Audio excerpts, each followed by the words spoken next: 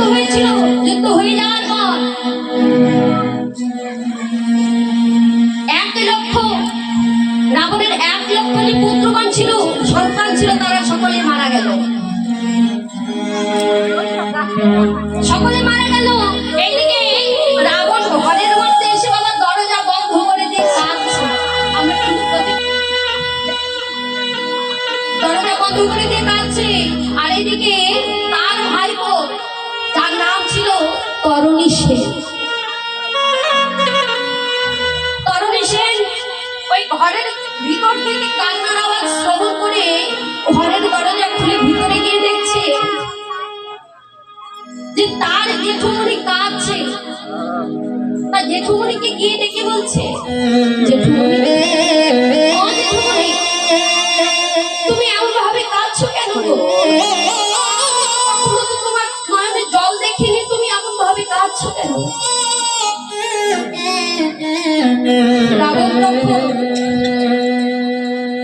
রাবণ তখন তরণীকে কাছে নিয়ে বলছে, বাবা রে, আমার শত শত পুত্র, আমার শত শত পুত্র যাদেরকে ওই রামের সঙ্গে যুদ্ধ করতে পাঠিয়েছিলাম, তারা প্রত্যেকে মারা গেছে। আজকে যে আমি কাউকে যে তার সঙ্গে যুদ্ধ করতে পাঠাবো, আমার আর কেউ নেই রে।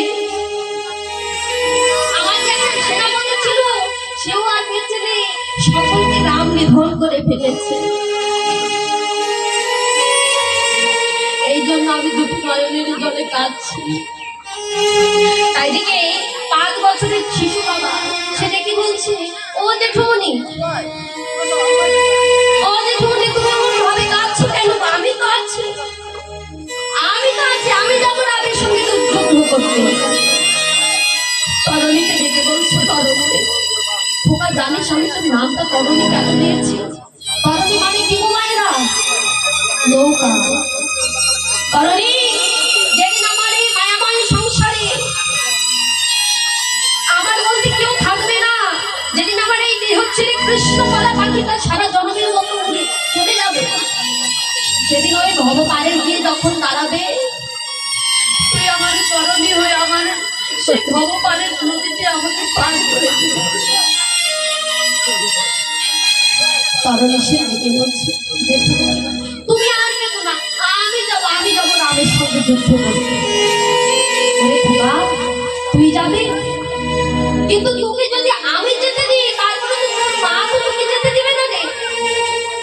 বলে, জেঠুমনি, তুমি ওটাকে দেবো না, আমি আমার মাকে রাজি করিয়ে দেব।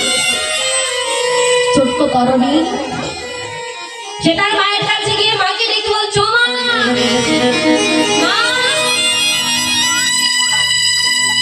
তরণীর মায়ের কি দেখে বলছে, কি হয়েছিল খোকা, ডাকছিস কেন? ও মা, আমি না তোমার কাছে একটা কথা বলতে এসেছি। কি কথা বল?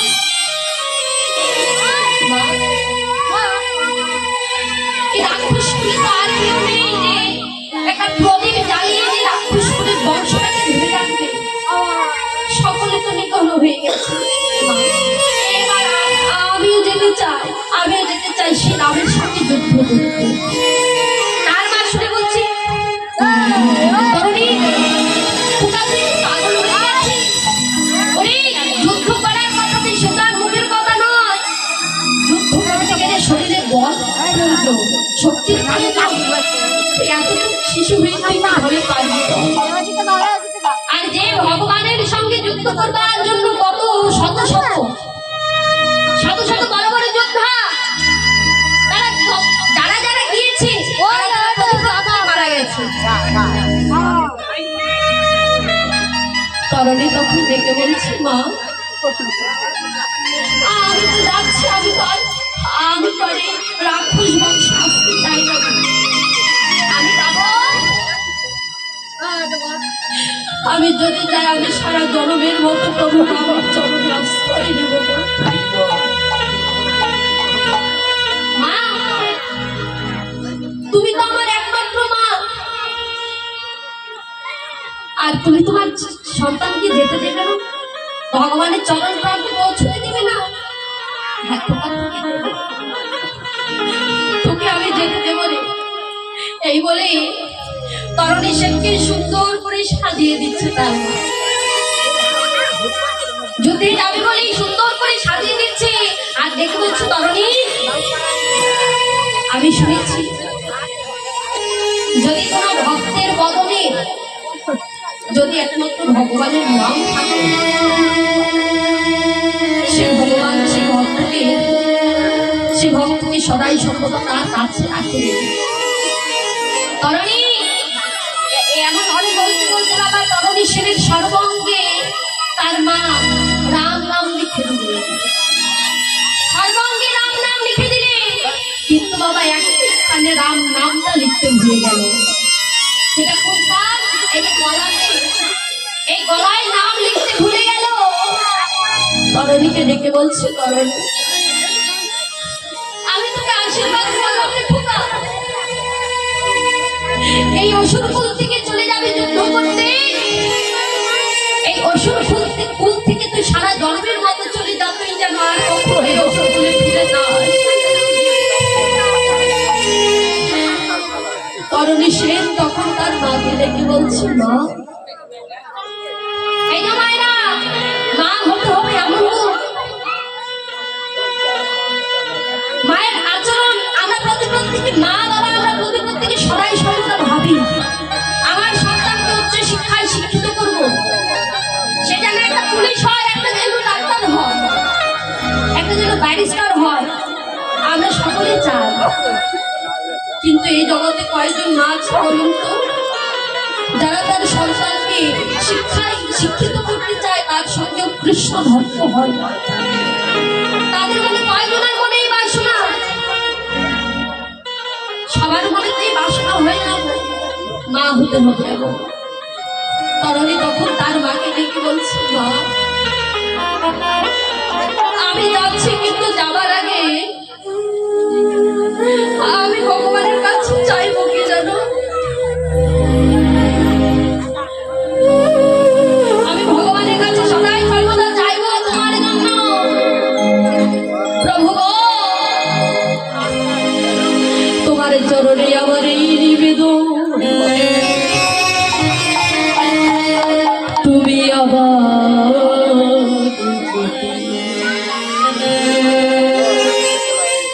পাঠাও দয়া।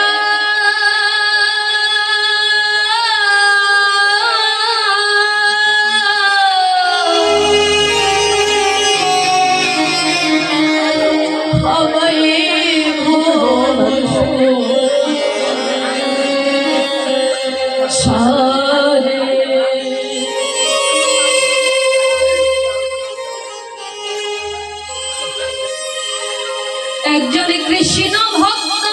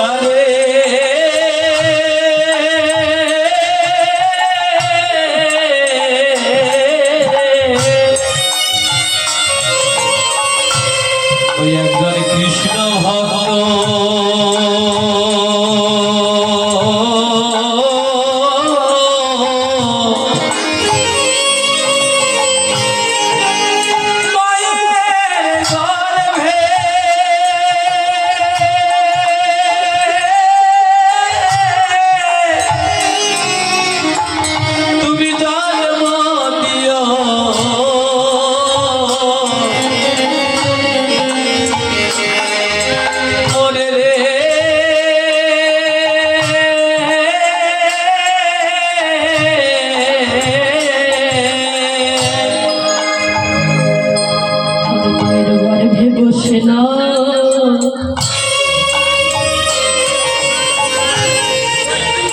আমি শ্রবণ করিব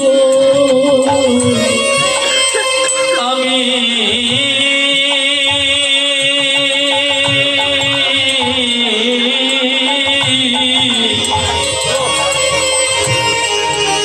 গর্বে বসে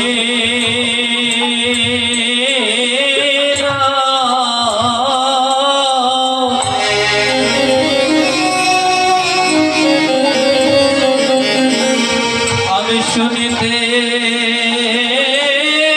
পাবো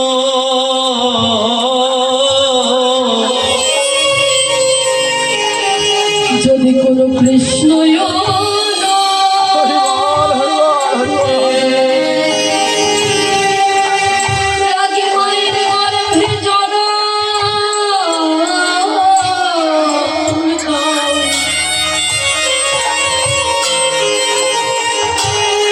সেদিন বাইরে গর্ভে বসিল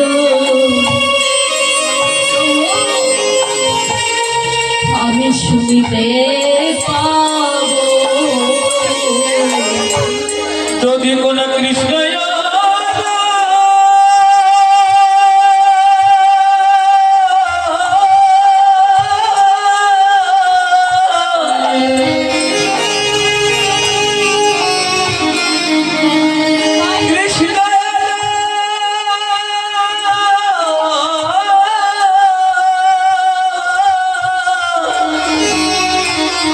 মায়ের গলে জন্ম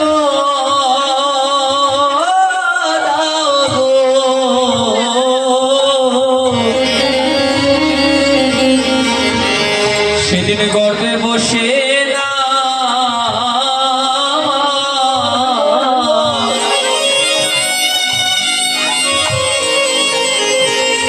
আমি শুনিতে পাবো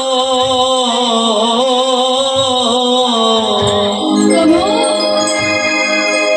তুমি আবার যদি আমার এই পৃথিবীতে পাঠাও, তাহলে একজন কৃষ্ণ ভক্ত মায়ের গর্ভে আমায় জন্ম দিও কৃষ্ণ ভক্ত মায়ের গর্ভে জন্ম দিয়ে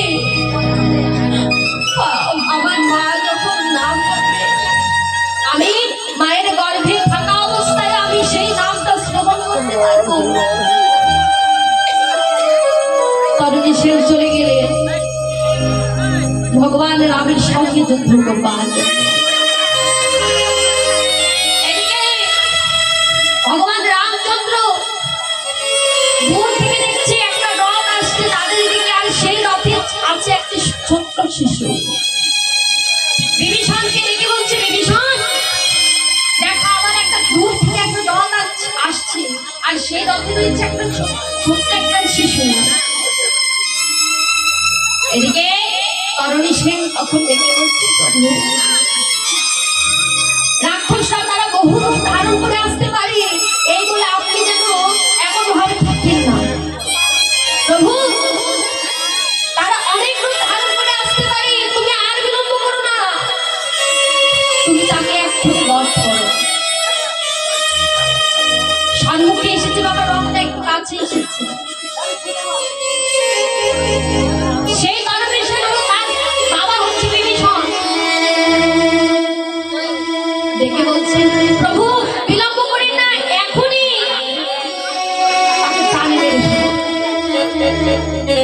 এদিকে ভগবান রাম যখন একটা তীর ছুঁড়েছে তার দিকে তরুণী সেনের দিকে যখন তীরটা ছুঁড়েছে বাবা সেই তীরটা ফুলের মালা হয়ে ফুল হয়ে এসে ভক্তের কাছে গিয়ে পড়েছে এদিকে তরুণী সেন যখন আবার একটা তীর ছুঁড়েছে আর সেই তীরটা ফুলের মালা হয়ে ভগবানের গলায় পড়েছে বিভীষণকে ডেকে বলছে বিভীষণ তুমি এই ছেলেটাকে এই শিশুটাকে চেনো কিনা বলে প্রভু না আমি এই ছেলেকে একে আমি কখনো আগে কখনো দর্শন করি তাহলে এই ছেলেকে যার সর্বঙ্গে রাম লেখা রয়েছে বদনে উচ্চারণ করছে সদাই সর্বদা রাম নাম দেখে বলছে প্রভু সেই ছোট্ট শিশু বলে আপনি তার উপর মায়া করবেন না, তাকে এক্ষুনি মেরে ফেলুন। বাবা যখন বান তীর মারছে, তীর ছুটছে, তখন ফুল হয়ে সে ভক্তের কাছে পৌঁছে। তখন বিভীষণ দেখে বলছে প্রভু এই এমন ভাবে মরবে না, তার মৃত্যুর একটা বান রয়েছে আমার কাছে, সেটা কি না বৈষ্ণবী বান। তখন ভগবান দেখে বলছে বিভীষণ তুমি না এই সন্তান এই বালককে চিনো না, তাহলে তুমি জানলে কি হবে তার মৃত্যু বান কোনটা? প্রভু আমি আগে মনে করেছি আমাকে চিনা চিনা লাগছে না, কিন্তু এখন একটু চিনতে পারছি। এই বলে তাকে বান নিয়ে এসে দিয়েছে। আর বিভীষণ যখন বানটা দিলেন প্রভু রামচন্দ্র তখন সেই বৈষ্ণবী বানটা ছুঁড়লেন তার দিকে। যেই না বানটা ছেড়েছে আর সেই বানটাকে তরণী সেনের মস্তকে আগুনের মধ্যে লেগে তার দেহটা মস্তকটা আলাদা করে দিল। তার দেহ থেকে মস্তকটা আলাদা হয়ে গেল। বাবা কেন তাই যে তার মা সর্বাঙ্গে রাম নাম লিখে দিয়েছে, কিন্তু তার গলায় লিখতে ভুলে গেছে, আর বানটা মেরেছে তার গলা। এদিকে তরণী সেনের পিতা যার নাম হচ্ছে বিভীষণ, সে দুটি নয়নের জলে কাঁদছে। আর তরণী সেনের সে কাটা মন্ডটা কাটা মাথাটা যেন করতে করতে প্রভুর চরণে এসে পড়েছে। বিভীষণকে ডেকে বলছে বিভীষণ তোমার চোখে জল কেন? বিভীষণ ডেকে বলছে প্রভু এত এত যোদ্ধাকে মেরেছিল কিন্তু আমার নয়নে জল আসে, কিন্তু প্রভু ওনার ছোট্ট একটা শিশু তো, তাকে মেরেছে বলে একটু আমার একটু কষ্ট হলো, এর বেশি কিছু নয়। প্রভু রাম ডেকে বলছে বলো বিভীষণ অন্তর্যামী ভগবান সে কি জানে না? সে সকল কিছু জানে। বিভীষণকে ডেকে বলছে বিভীষণ সত্যি করে বলো এই বালকটাকে। বিভীষণ তখন ভগবানের চরণে আছন দিয়ে বলছে প্রভু তুমি যাকে মেরেছ এই সন্তান আর কারো নয়, এ হলো আমারই সন্তান, তার নাম তরণী সেন। বিভীষণ তুমি এত বড় ত্যাগ কিভাবে করলে? বিভীষণ তখন ডেকে বলছে প্রভু আমি যদি তোমায় বলতাম যে আমার সন্তান, তুমি যদি একে প্রাণে না মারতে তাহলে সে তো সেই রাক্ষস কুল থেকে কখনো উদ্ধার পেত না, এজন্য আমি তোমাকে মিথ্যা কথা বলেছি। ভগবান তখন তরণী সেনের মস্তকটা হাতে তুলে নিয়ে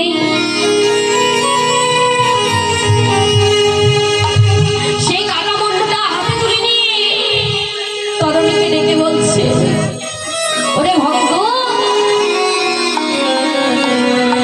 তোর দেহ থেকে মস্তকটা আলাদা হয়েছে, কি হয়েছে? তরণী বল তুই আমার কাছে কি চাস? তুই আমার কাছে যা চাইবে আমি তোকে তাই দিয়ে দেব। তরণী সেনের তখন মস্তকটা কাটা বন্ধুরা বাবা সে তো বদনে রাম নাম জপ করছে। সে কাটা বন্ধুরা ডেকে বলছে প্রভু তুমি আমাকে মেরেছো তো কি হয়েছে? আমার দেহ থেকে মস্তকটা আলাদা হয়েছে, তারপরেও আমি যে চরণে এসে পড়েছি, যে চরণ লাভ করেছি, প্রভু গো তোমার চরণে আমার এই নিবেদন।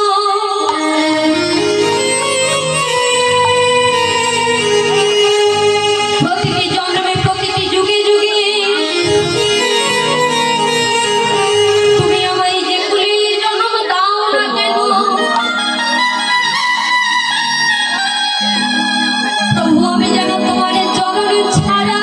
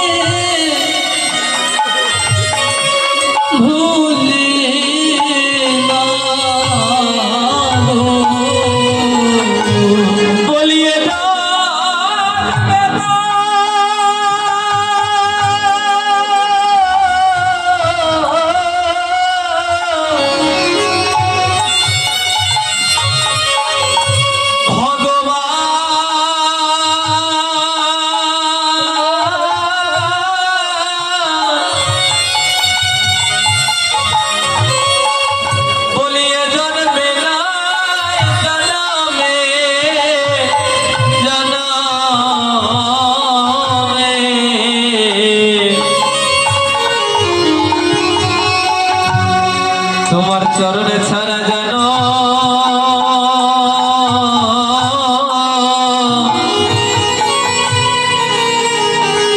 আমায় করো